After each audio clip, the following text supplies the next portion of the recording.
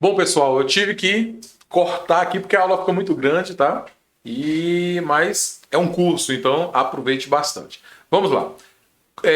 Até o final do século XIX, ninguém entendia na realidade o que era a hipnose, tá? Essa é a conclusão que nós chegamos até esse momento da história da hipnose. Olha que eu resumi, tá? Eu resumi bastante aqui. Mas vamos lá. É, Concluindo, não, continuando a história da hipnose, nós vamos entrar agora aqui na história do Martin Charcot. Tá? Charcot era um francês, médico neurologista, psiquiatra, e descobriu o aneurisma cerebral e a hemorragia cerebral. Tá? Ou seja, o Charcot ele era um neurocirurgião mesmo, né? Um neurologista, um neurocirurgião e também psiquiatra. Ele atuava no hospital de La Salpêtrière, na França. E a história do Charcot também é uma história muito interessante, assim como o Mesmer teve, além dos outros que passaram por essa história da hipnose, mas o Mesmer teve um fator muito significativo na história da hipnose, o Charcot também. O Charcot ele começou a trazer um novo conceito para a hipnose, um novo período. Ele faz parte do novo período da hipnose, do novo período de entendimento sobre a hipnose, tá? Então, como eu falei, ele era médico cirurgião no hospital de La Salpêtrière. Sim. E também, por esse fato de ser neurocirurgião, né, neurocientista, ocorriam também processos de cirurgia chamado lobotomia, que era a cirurgia que eles cortavam os lobos... Eu esqueci o nome agora. Os lobos frontais. Isso. E aí a pessoa meio que mudava, deixava a pessoa como se fosse meio que zumbi ali. A pessoa tinha uma expressão, até facial mesmo, dá pra perceber, dá pra ver, que ela tinha uma certa expressão mais fechada e tudo. E após a cirurgia, após esse feito, a pessoa ficava sem expressão nenhuma. Ela perdia a sensibilidade ali emocional. Isso. É porque assim, ó, naquela época, né? Não só em Salpêtrière, mas em vários outros hospitais, o tratamento daquela época para pessoas que tinham patologias neurológicas era meio que primitivo, meio arcaico. Hoje a ciência evoluiu muito, existem microcirurgias no cérebro que são simplesmente fantásticas. Mas as pessoas que tinham que eram tratadas, o La Salpêtrière ele era uma espécie de manicômio, era um hospital, mas que trabalhava com pessoas que tinham distúrbio neurológico mesmo, pessoas que tinham realmente, não era só problema emocional, problema mental emocional, mas era problema de distúrbio neurológico. Então existiam pessoas que elas tinham crises muito fortes e até então existiam vários procedimentos, como o Matheus falou da lobotomia, que era quando o neurocirurgião cortava a ligação dos lobos frontais com o resto do cérebro.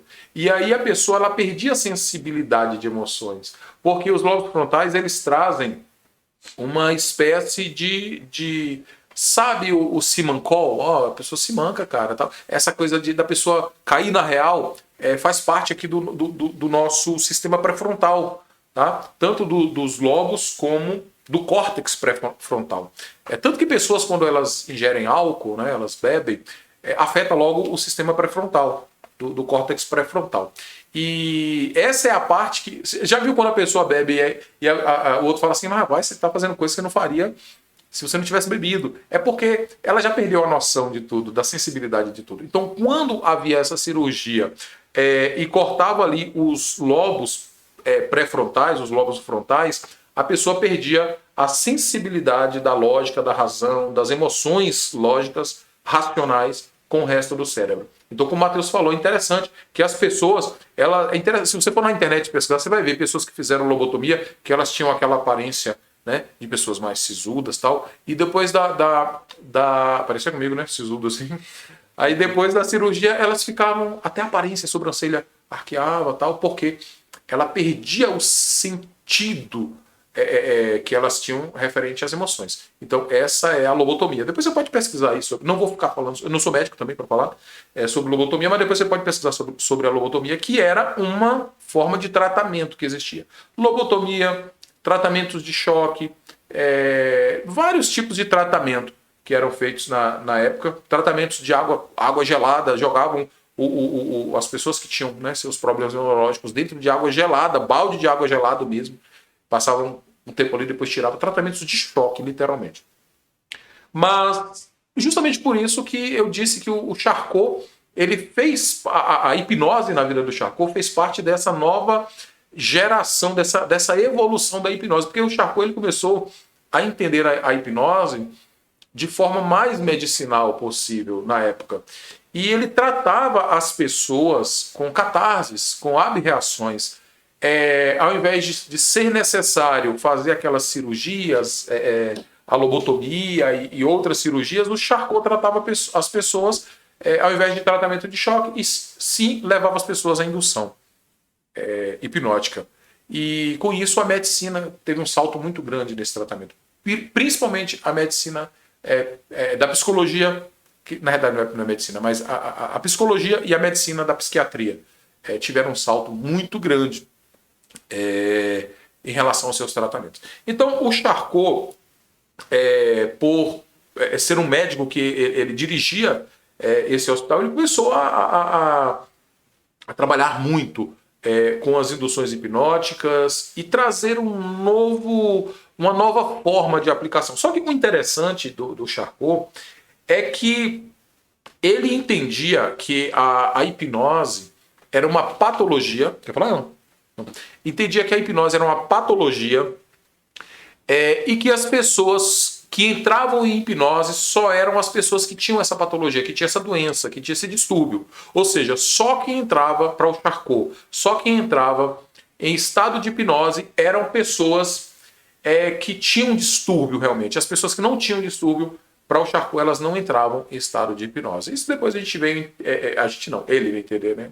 Que inclusive tem o Benjamin mesmo, que eu vou falar sobre ele aqui, que ele veio ele trouxe uma visão diferente em relação a isso. Mas o Charcot trazia a hipnose como realmente uma patologia. Só quem entrava em estado de hipnose é quem tinha uma patologia para cuidar. Só para meio que acrescentar aqui como... Esqueci o nome agora. Mas o seguinte, o Charcot, ele acreditava que só quem tinha problemas assim, histeria e tudo, podia ser levado ao estado de hipnose. Também é um mito que hoje em dia muitas pessoas também pensam, eu não posso ser hipnotizado, isso não acontece comigo. Mas todo mundo pode ser hipnotizado, todo mundo, qualquer pessoa pode ser, não só como no caso que o Martin Charcot acreditava que só pessoas com histeria que fossem um estado patológico. Era isso que ele acreditava e de certa forma, um mito que até hoje em dia algumas pessoas carregam isso. O pensamento que Charcot tinha. Não, eu já participei de formações de hipnose onde os professores ali diziam que 80% das pessoas são hipnotizáveis, as outras 20% não. Na realidade, todas as pessoas que têm a sua condição mental saudável, ela saudável assim, ela não tem nenhum distúrbio neurológico que impeça ela de se comunicar, de pensar, de interagir com outra pessoa, ou consigo mesma, né, com seus pensamentos, ela entra em estado de hipnose todos os dias. Ou seja, todas as pessoas entram em estado de hipnose todos os dias. O estado de hipnose que a gente fala é um estado de relaxamento e concentração em qualquer coisa que a pessoa estiver fazendo. Agora, na hipnose, nós utilizamos técnicas para induzir o estado de hipnose naquele momento. Aquele estado de relaxamento, aquele estado de concentração. Só isso. Então, todas as pessoas são hipnotizáveis, tá? Então, é um mito aí que muita gente tem também, de que as pessoas não são hipnotizáveis. Bom, então o Martin Charcot, ele começou a desenvolver esse trabalho e ele trabalhou muito com o processo de histeria feminina.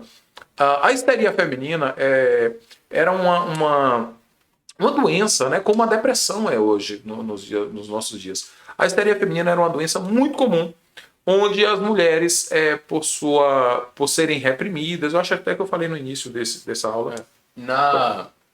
Não só completando aqui sobre a histeria, que na aula passada, na primeira aula, quando iniciou o assunto sobre a história da hipnose, tem ali uma representação de Charcot fazendo um método desse com os médicos ali da época, né? Tem no primeiro, acho que no primeiro slide. Tem no primeiro slide aqui eu mostrei, no início da aula aqui eu mostrei justamente isso, o Charcot com médicos da época ali e trabalhando ali com uma paciente num processo de histeria. O processo de histeria, ele era dado a questões emocionais, psicológicas, onde as mulheres eram reprimidas, eram violentadas, muitas vezes dentro de sua casa, e elas não conseguiam extravasar isso de outra forma e elas entravam em catarse sempre. E quando elas entravam em catarse, elas tinham problemas como problemas neurológicos, elas ficavam toda torta, braço não se mexia, travava braço, travava perna, dava espasmos como se fosse derrame facial na pessoa, perdia a voz, perdia a visão, né? Eu citei aqui sobre a menina que o Mesmer tratou, enfim, isso era histeria. Então o Charcot, ele meio que se especializou nessa histeria, que era algo muito acontecia muito naquela época. Então o Charcot, ele se especializou muito na histeria feminina e nas doenças também neurológicas, né? Ele era um neurocirurgião, neurologista, enfim, psiquiatra. Então ele se especializou muito nisso. Mas o interessante é que o Charcot, eu vou até puxar a tela aqui, o Charcot acreditava que era uma patologia, só quem entrava no processo de hipnose era quem tinha esse tipo de patologia, e só que isso depois foi quebrado através de outros nomes, né, de estudos aqui. Eu vou trazer aqui só alguns sintomas aqui da histeria feminina. Esses aqui eu não vou ficar lendo não, mas você pode dar uma pausa e ler aí os sintomas aí da histeria feminina, sintomas que ele tratava, né? Bom, vamos lá. O Auguste Liebert, é o nome difícil, né? Ele também foi um médico, né, que acreditava no poder da sugestão verbal, né? Ele é considerado o pai da hipnose moderna e meio que desmistificou, porque até hoje a hipnose ainda tem muita mistificação, ainda diz, as pessoas acham muito místico. Mas na época ele meio que desmistificou a hipnose, porque ele começou a entender de uma forma mais científica, de uma forma com mais estudos, que realmente o que trazia a hipnose de uma forma assim mais eficiente e de uma forma mais contundente mesmo para tratamentos era a hipnose, não só o mesmerismo, todo aquele passe ritualístico, mas também as sugestões.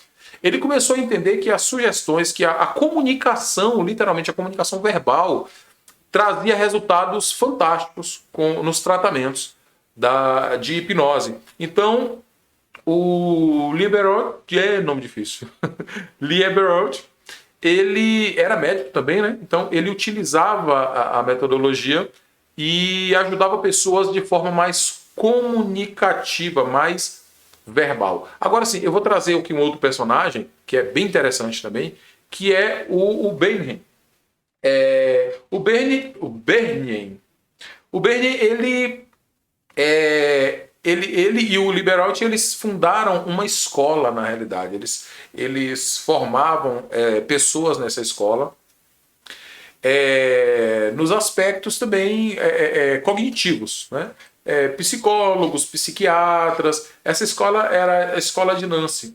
Só que algo que era interessante do Bernheim é que, ao contrário do Charcot, ele não achava que as pessoas que tinham patologias, que eram pessoas suscetíveis à hipnose. Ele achava que todas as pessoas eram suscetíveis e que a hipnose era dada através de sugestão. Então ele começou a entender. Olha só agora esse período da hipnose, né? As pessoas começam agora a entender no final do século XIX para cá, as pessoas começaram a entender um pouquinho o que é a hipnose e começaram a utilizar a hipnose da forma que é um pouquinho mais conhecida hoje em dia.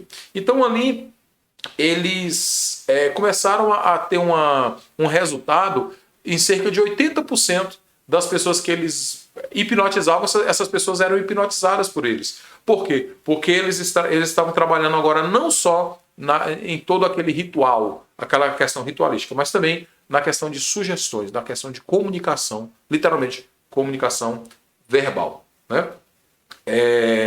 Deixa eu ver mais aqui a respeito do Bernin. Assim, ele desenvolveu aqui também o fracionamento. O fracionamento é uma quebra de padrão.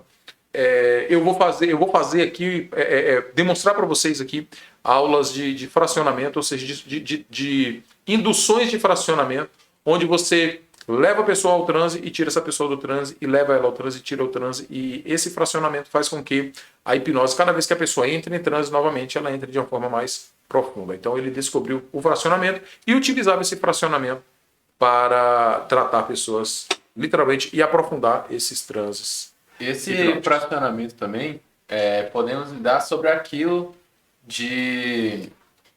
Foi o Marquês que ele viu que era com a imaginação, quando a pessoa via uma fazendo, ela sentia também.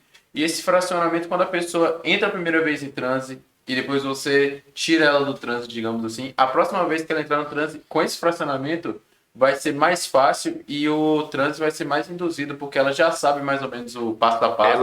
A mente dela já foi programada para aquilo. Já está condicionada aqui. Já está condicionada. E aí, com esse fracionamento que ele desenvolveu, se torna um método bem, como posso dizer? Bem eficaz, né? Bem eficaz para poder prosseguir e desenvolver o tratamento da melhor forma. Nas aulas que a gente tem aqui de transe mesmo, né, de indução, temos várias aulas de indução aqui, várias aulas, indução de DVL, uma indução de aperto de mão, de Benelina, temos várias aulas falando sobre indução.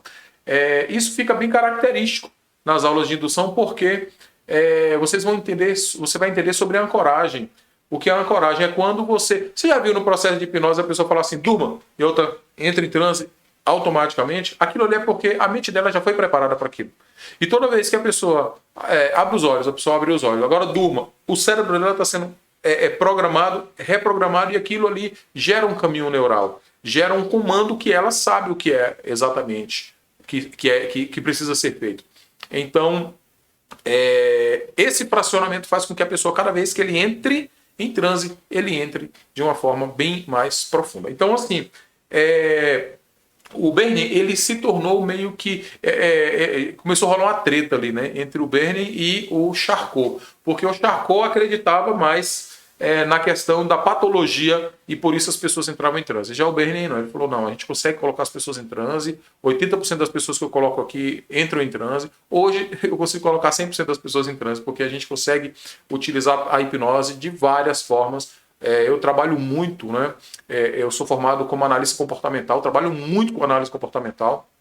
Então, a gente consegue entender o perfil comportamental das pessoas para saber como a gente vai levar a pessoa ao transe, até que nível de transe, e eles não sabiam nada disso. Hoje o conhecimento que nós temos na área da hipnose é muito superior ao que todos eles tinham naquela época. Hoje nós nos baseamos em todos os estudos que eles fizeram e a ciência também é uma grande aliada aqui em relação ao nosso conhecimento. Tá bom? Bom, vamos lá.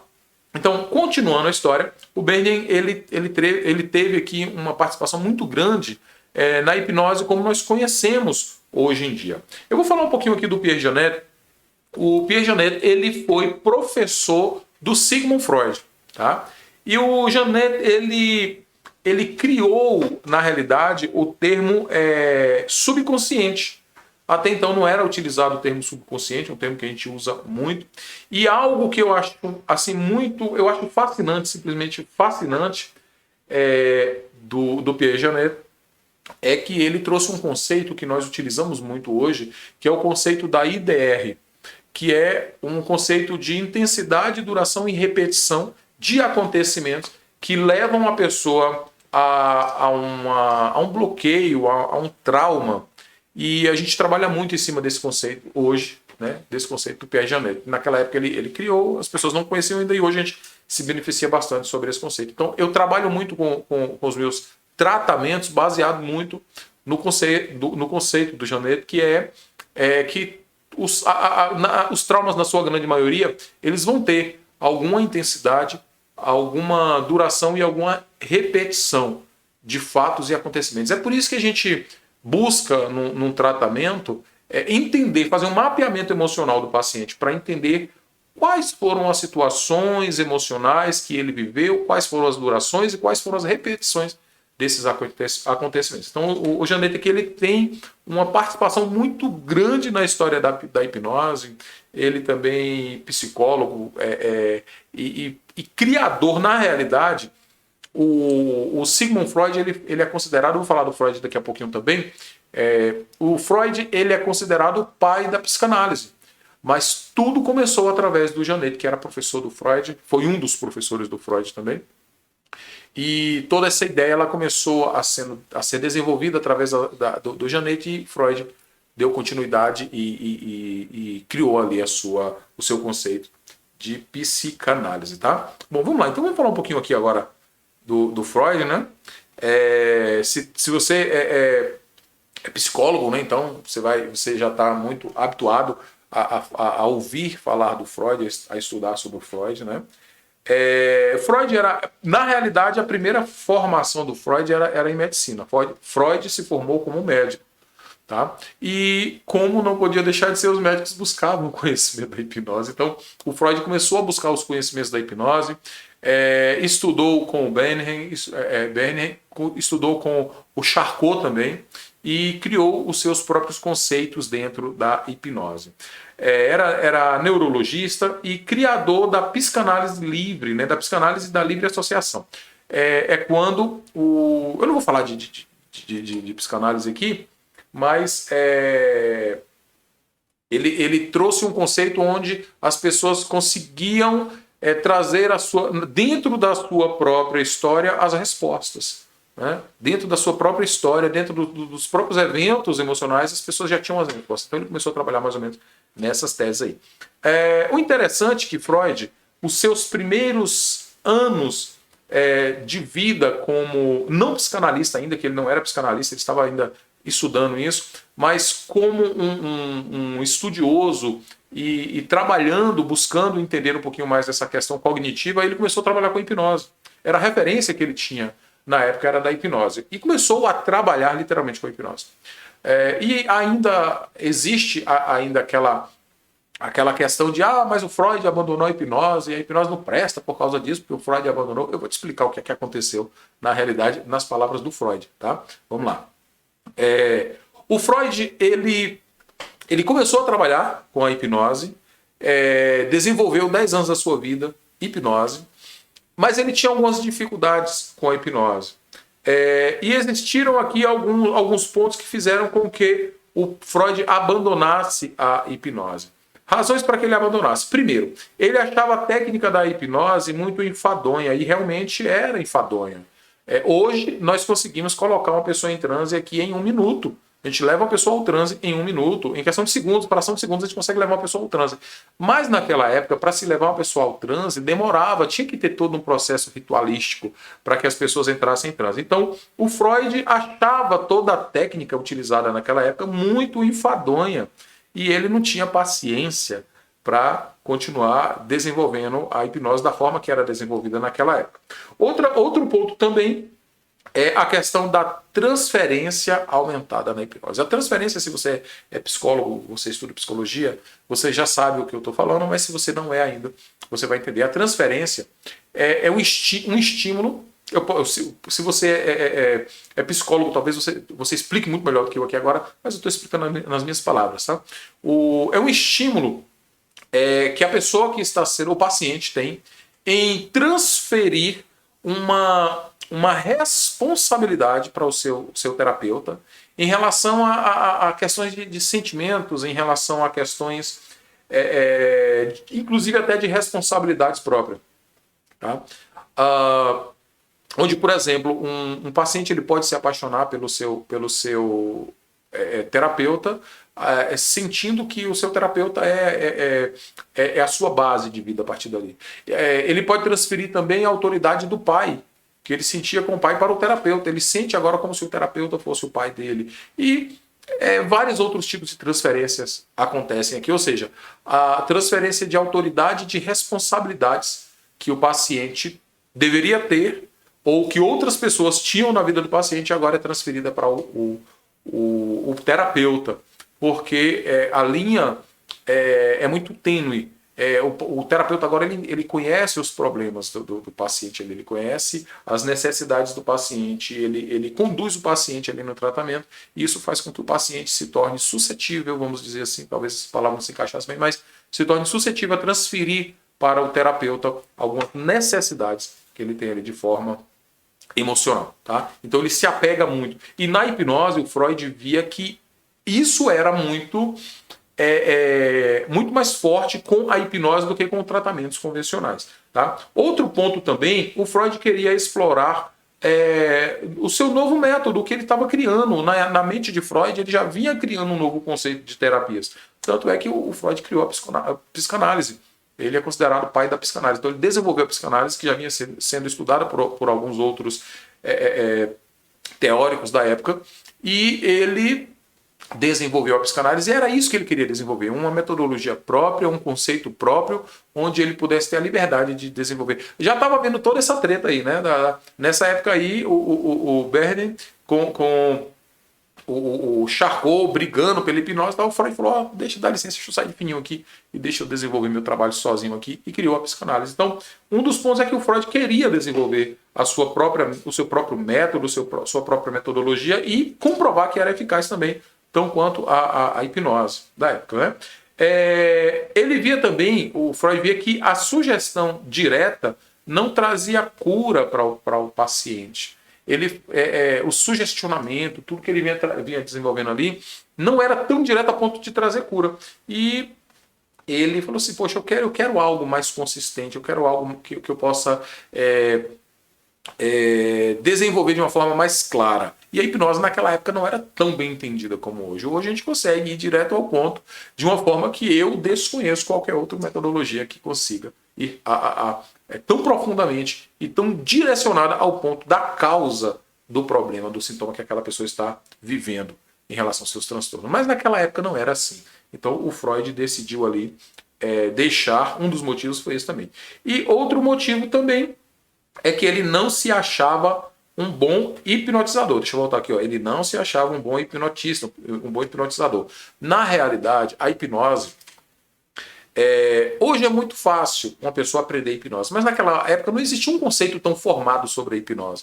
Então havia uma certa dificuldade de entender a hipnose, como desenvolver a hipnose. E o Freud teve essa dificuldade. Ele foi um ótimo psicanalista, o pai da psicanálise, criou, desenvolveu, mas na hipnose ele não foi tão bem assim. Embora Freud desenvolveu 10 anos da sua vida com hipnose. E no final da sua carreira também Freud volta a fazer hipnose novamente. Então assim, Freud utilizava, ele usava na realidade, né, cachimbo, charuto. Ele teve um câncer de garganta. Ele teve um câncer também na sua boca, no maxilar.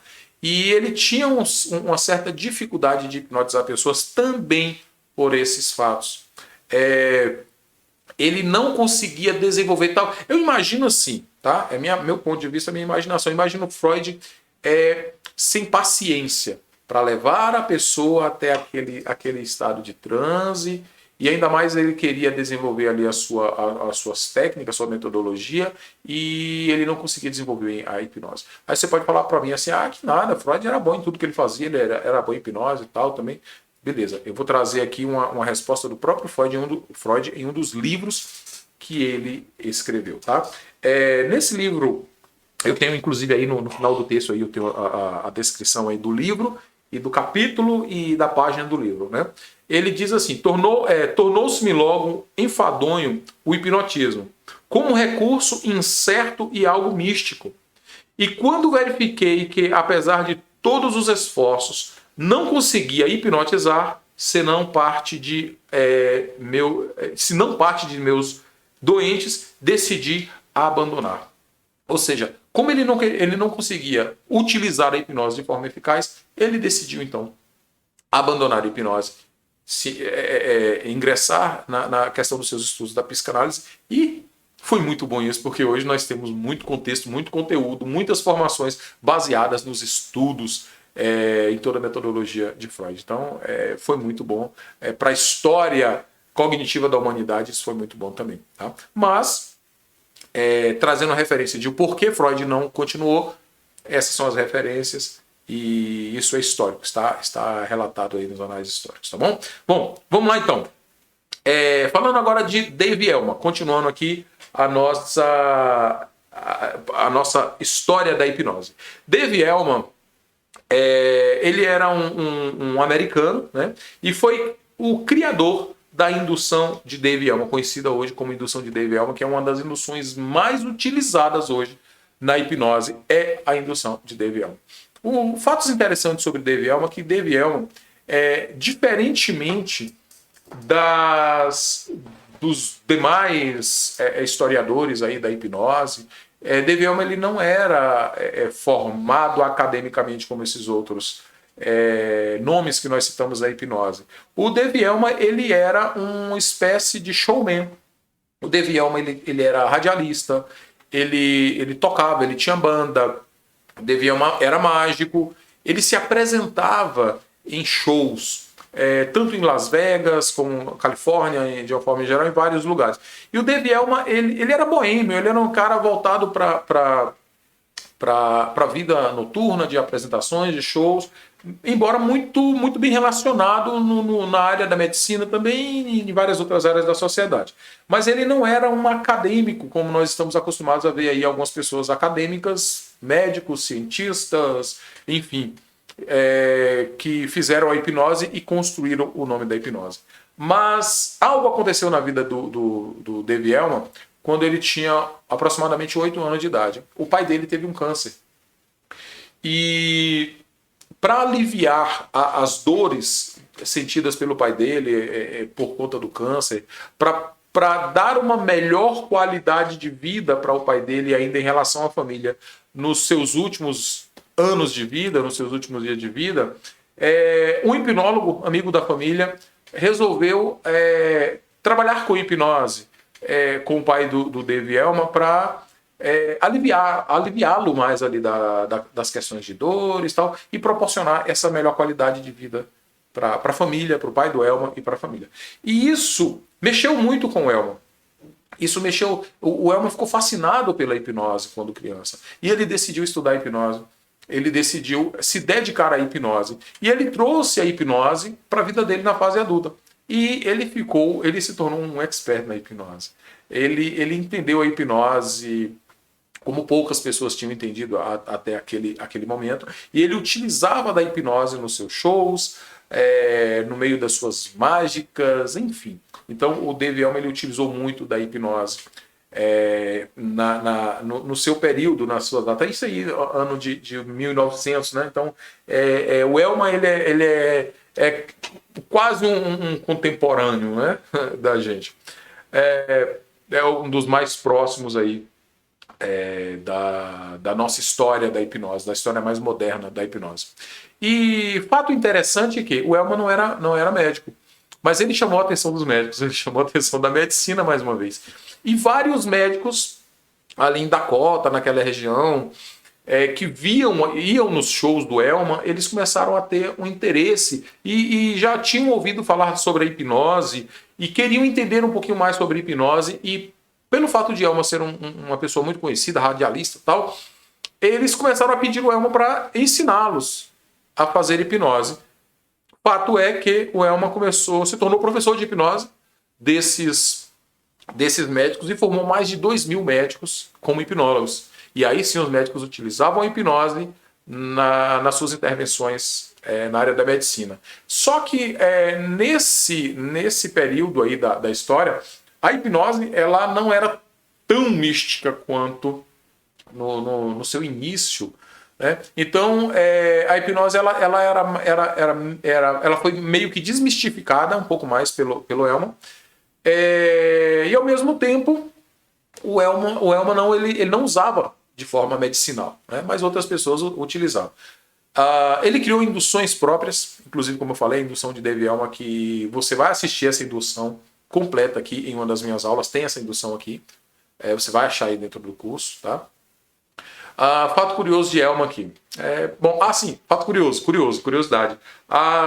Os pais das jovens da época de Elma, quando ele era jovem, não deixavam as suas filhas namorarem com Elma com medo do Elma hipnotizá-las e, né, abusá-las, enfim. Tem várias coisas interessantes aí da vida do Elma. Mas uma das coisas mais interessantes da vida do Elma é isso, é que ele formou vários médicos como hipnólogos. E ele utilizou a hipnose de uma forma que nós conhecemos hoje, que é a hipnose clássica, hipnose de palco, hipnose de entretenimento. Eu já dei aulas exatamente falando sobre esses tipos de hipnose, a hipnose de entretenimento, a hipnose de palco e a hipnose clássica, que nós utilizamos a hipnose clássica hoje, inclusive em tratamentos.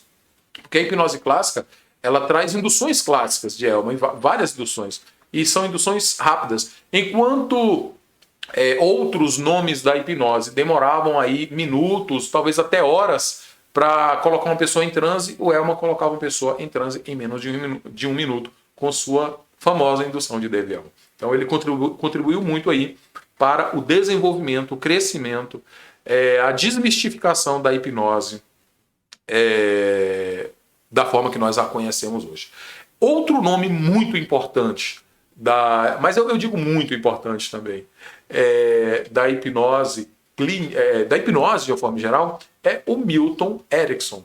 O Milton Erickson, ele também é americano, né? Psiquiatra. Agora, diferente do Dave Elma, o Milton Erickson, ele tinha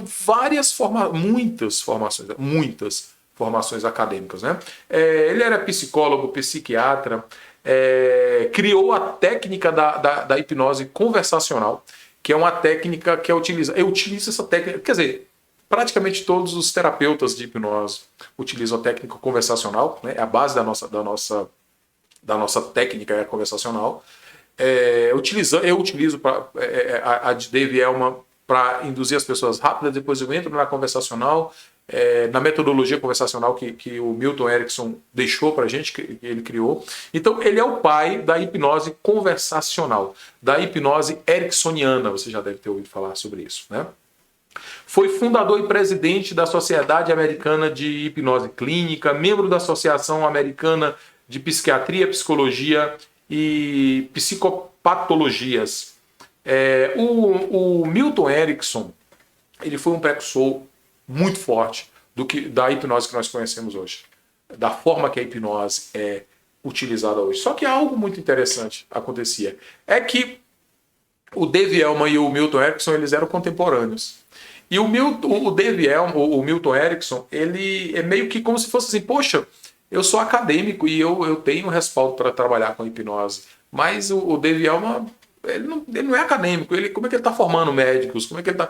Enfim, cada um ali na sua área, só que por que eu estou falando isso? Porque até hoje existe uma treta muito grande aí, entre pessoas que falam sobre a hipnose clássica e a hipnose ericksoniana. Porque eu faço hipnose clássica, eu faço hipnose ericksoniana. Não. As duas hipnoses, elas caminham juntas. As induções de Dave Elma com a característica da hipnose conversacional, da hipnose ericksoniana do Milton Erickson, elas se complementam completamente. E algo muito interessante a falar sobre o Milton Erickson é que o Milton Erickson, ele teve poliomielite quando ele era criança. Ele teve também outras doenças degenerativas que prejudicaram ali. Ele tinha o seu braço, ele não tinha o movimento de um lado do corpo. Ele ficou em cadeira de roda a sua vida toda. Ele teve problema na fala, ele se comunicava, falava muito baixinho, não conseguia se expressar tanto que essa metodologia que ele criou da hipnose conversacional foi justamente por conta da sua necessidade, diferente do Dave Elma, que o Dave Elma ele podia dar um arm pull e a pessoa cair, encostar no ombro dele, ele poderia se locomover nos palcos e fazer todo aquele showman que ele era, né, todo aquele evento. O Milton Erickson ele não tinha essa capacidade física. Então o Milton Erickson ele desenvolveu muito a hipnose conversacional. E pelo fato do Milton Erickson ter que falar baixinho por conta da sua voz prejudicada, então ele falava muito bem as palavras que ele tinha para falar e ele se comunicava de uma forma como ninguém. Então as pessoas paravam aquele tom de voz baixinho, contínuo, seguro. As pessoas paravam para ouvir o Milton Erickson. E pessoas estudiosos do mundo todo. Pessoas de todo mundo saíam para se consultarem com o Milton Erickson e para conhecerem um pouquinho mais da forma que o Milton Erickson desenvolvia a hipnose. Estudantes de todo mundo, né, de vários lugares, de várias faculdades americanas e de outros países, vinham para ver o Milton Erickson desenvolvendo o seu trabalho. Interessante que no meio desses estudiosos, desses jovens estudiosos, vieram dois jovens, que foi o Richard Bandler e o John Grind. Eles desenvolveram metodologias a partir da metodologia do Elman.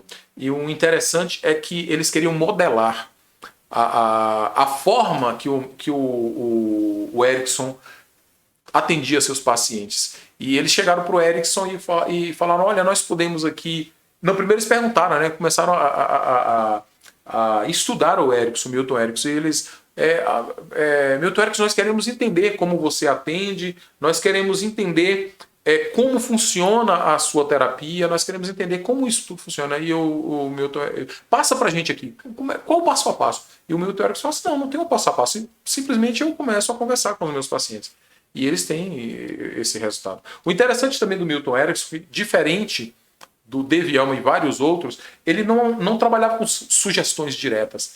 Exemplo, eu posso aqui falar para um paciente, para uma pessoa que eu vou hipnotizar: olha, feche seus olhos, eu vou contar até 3 e você vai fechar os seus olhos, respirando profundamente e relaxando.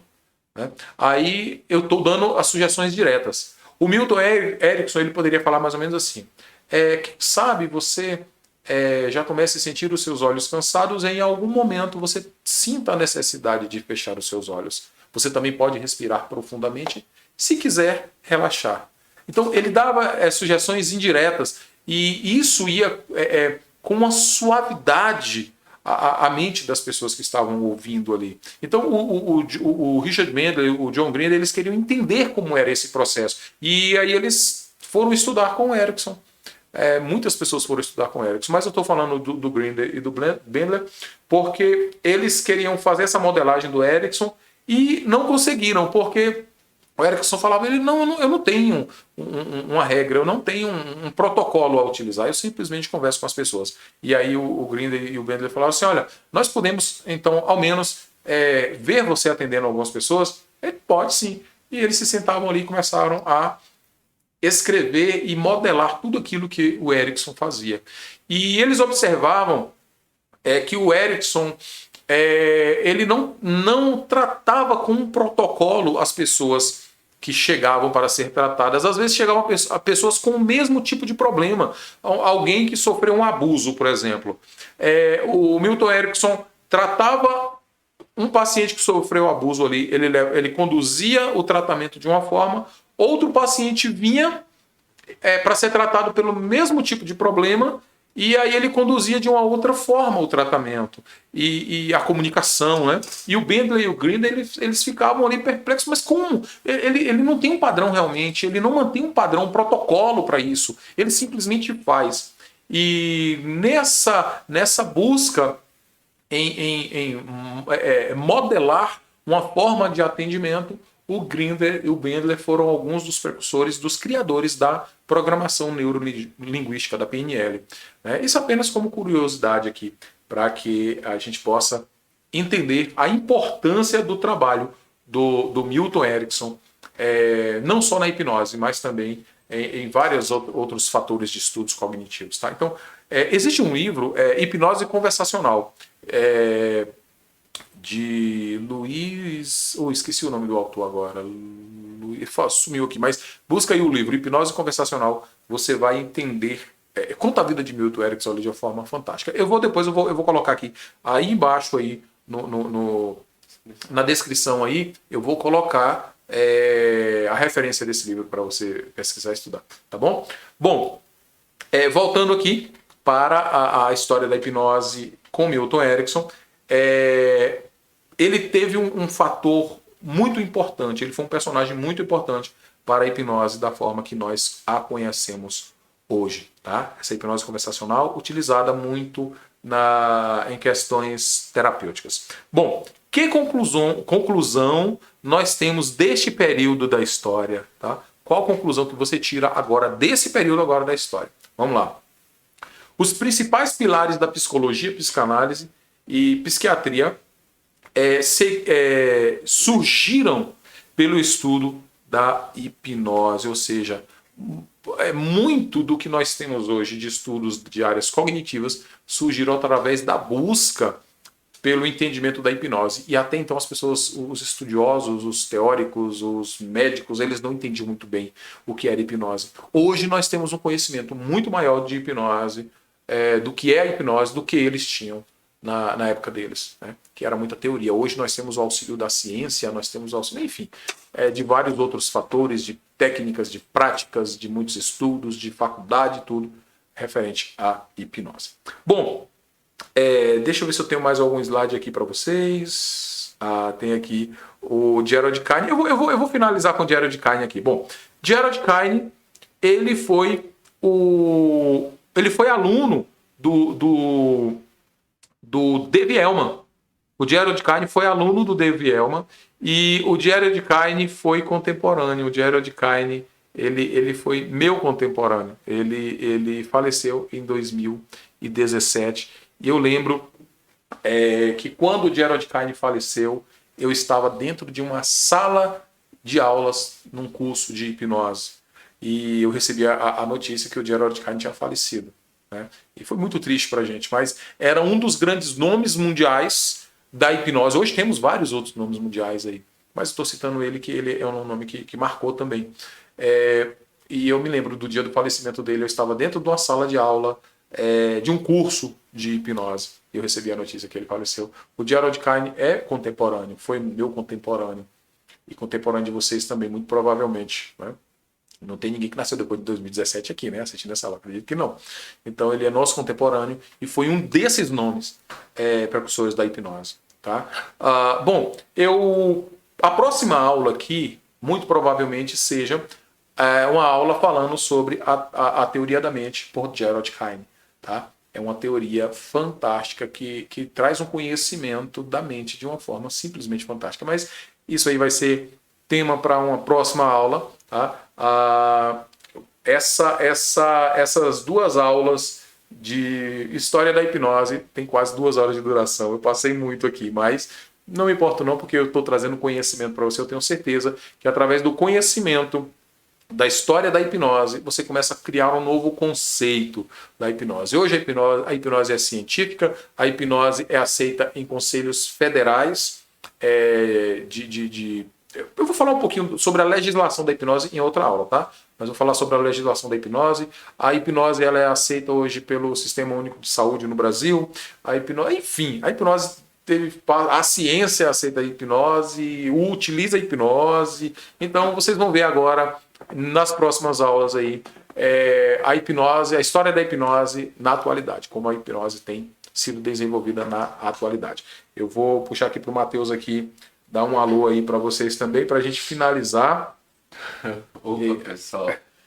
Bom, eu não falei muito nessas aulas, eu estava prestando mais atenção aqui, mesmo que eu já tenha visto esse curso, essa aula, mas mesmo assim eu prestei atenção novamente, mais uma vez, para voltar os assuntos na mente, para aprofundar mais nisso.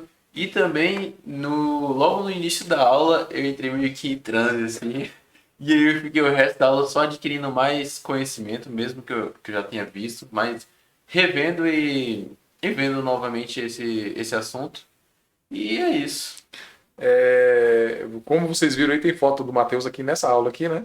Ele bem mais novo, em curso de hipnose comigo, então ele participa de todos os cursos que eu já ministrei até hoje. O Matheus já participou de todos eles.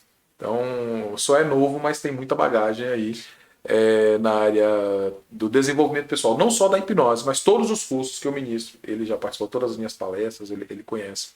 E realmente, Matheus, quando eu cortei o vídeo aqui, porque estava muito grande e entrei no outro vídeo, o Matheus estava em transe aqui do lado. Aqui. Eu dei uma pausa aqui, a gente conversou um pouquinho, mas ele estava em transe. Né? Eu pensei até em voltar fazendo algumas induções com ele, depois eu falei, não, mas deixa para uma próxima oportunidade.